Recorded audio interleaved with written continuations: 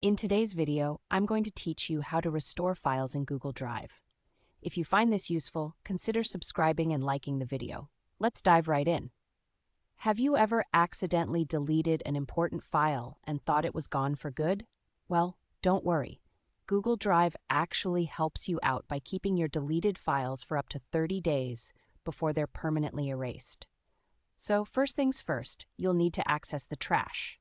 To do this, open your preferred web browser and navigate to drive.google.com. Once you're on the Google Drive homepage, look at the left-hand sidebar.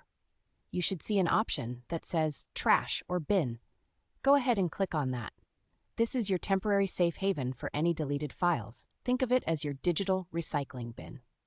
Now that you're in the trash, it's time to locate the file you want to restore. Take a moment to browse through the list of deleted items. If you remember the name of your file, here's a neat trick. Use the search bar at the top of the page.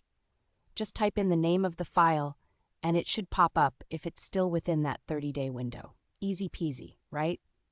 Once you've spotted the file you wish to retrieve, the next step is to select it. Move your cursor over the file icon, and you'll see a check mark appear in the top left corner of that icon. Click that check mark to select the file. When you do this, you'll notice that the file gets highlighted and some management options will appear at the top of the list. Now it's time for the exciting part, restoring the file. In the menu bar at the top, look for the Restore icon. It usually looks like a curved arrow pointing upwards, resembling an act of recovery. Click on that icon, and just like magic, your file will be moved out of the trash and returned to its original location in your drive. And there you have it. You've successfully restored your deleted file. Remember, this feature is super handy, but it's important to act within that 30-day grace period. After that, the file gets permanently deleted and is no longer recoverable. Before we wrap up, keep this in mind.